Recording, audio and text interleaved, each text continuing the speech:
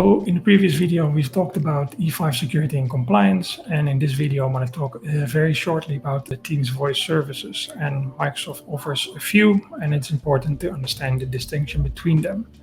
So the three products that you need to know the differences between is audio conferencing, phone system, and calling plans. So basically, audio conferencing, like it says, is a product that you can use for toll dialing numbers to join meetings from any device, or have a dial-out service to bring participants into a certain conference.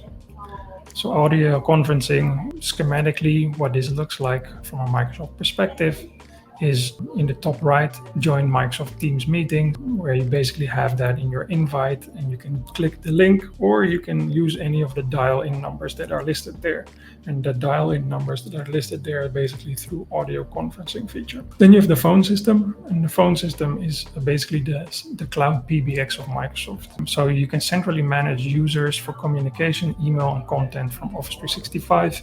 You can eliminate separate PBX phone systems that you currently have and move that to the Microsoft environment.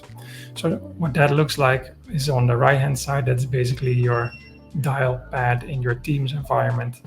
If you have that available to you, then most likely a phone system has been set up. However, if you don't have a phone number associated with it, which is the calling plan feature, you cannot really use that except for maybe signing in or dialing into audio conferencing meetings.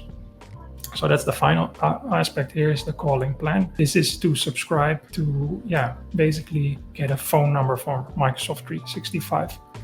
You can use existing phone numbers that you have right now and import those to the Microsoft 365 Voice offerings, or get new ones set up in even the region that you want. So for instance, I'm in the Netherlands. I could decide if I want to have numbers, for instance, from Amsterdam or from a different city or place within the Netherlands. Final note, calling plans are generally not included in Microsoft 365 E5. These are additional products or add-ons. So if you are going to use phone system from Microsoft and you want to make these phone numbers available, you would need to purchase the calling plan licenses for your users. Calling plans can become complete phone systems. So calling plans provide employees with a primary phone number and lets them make and receive phone calls outside of your organization.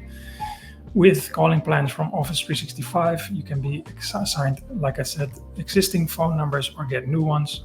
And these come available as a domestic or an international calling plan. So a domestic calling plan is basically licensed for users that need to dial numbers located within the country or region that the Office 365 tenant is set up in.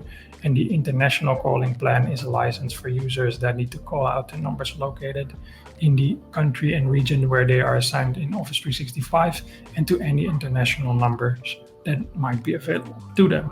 So here's a plan comparison overview of the different licenses that are available and the different calling plans that are available. So phone system would be included in E5 in either M365 or O365, but also included in Business Voice. So the voice capabilities for the Microsoft Business suites. It would be included in the standalone phone system, and it would be included within Teams Calling Essentials and other types of licenses like Teams Room Standard or the Common Area Phone, or what is currently called the Teams Shared Devices. So audio conferencing, you generally can get dial-out minutes associated to the plan or account that you're buying. So if you're buying M365 E5, you get 60 dial-out minutes per user per month. In certain plans, you already have domestic outbound calling minutes per user per month. For instance, if you buy a Business Voice subscription, you get 3,000 minutes within the US, Puerto Rico, and Canada, and 1,200 minutes in all other markets that this is available in. And the same if you purchase, for instance, domestic international calling plans, you see the minutes associated to it. And what's important to note is that once these 3,000 or 1,200 are way too high, Microsoft does offer some lower plans. So domestic calling plans are available at a lower rate of 240 minutes and 120 minutes for users that generally don't call so much.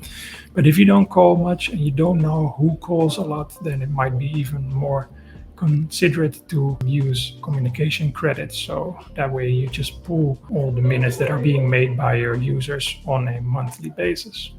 So here you see that on a pricing table, so to say. So the 20-minute one is by far the cheapest option at $6 per user per month, and it goes up to all the way to $24 per user per month for the international calling plan, which is the highest subscription level available. Now, final aspect of Microsoft 365 E5 is Power BI. It has 3 different licensing models, but the Microsoft 365 E5 license holds the Power BI Pro license, which is on the left side of this table. I do want to call out all the other options because these are available as add-ons or complete separate licenses to Power BI Pro. It's important to understand the functional differences between the different licenses. So if you see here, Power BI Pro generally has a lot of functionality already available, and it's the Prime license that you require if you're making dashboards and publishing dashboards to end users within your organization. Why then did Microsoft decide to offer higher level of subscriptions? Well, initially Microsoft would make available all the dashboards in an organization at a basically free motion. So you would get Power BI Pro, and everybody that needed to consume dashboards could do so with the Power BI free license, which you basically have many available in your tenant. However, didn't obviously deliver enough revenue to Microsoft, so Microsoft decided to not make any published dashboards by Power BI Pro free. Rather, you would need to buy capacity license in the form of Power BI Premium to be able to consume those licenses or give everybody a Power BI Pro license. When they released Power BI Premium, they also made available a higher refresh rate for any and all of your dashboards. So with Power BI Pro, you can refresh your dashboards 8 times a day. With Power BI Premium, you could do this once every half an hour. And the model size limit would be increased. Additional other functional benefits are available as well. However, these Power BI Premium licenses were very expensive. They come at a price of $3,500 per capacity license per month, and they would only consist of so many capacity, and you would be able to quickly run out of capacity, needing to buy another premium license. However, if you're a smaller organization, a price level like this wasn't manageable, and you might not even have a requirement to cover your entire organization. However, you would potentially want to make use of that higher refresh rate. So Microsoft, they invented the Power BI Premium license for that business case. So you see here that you would still get that higher refresh rate, you would get a higher maximum storage, a higher model size limit, and then Power BI Pro.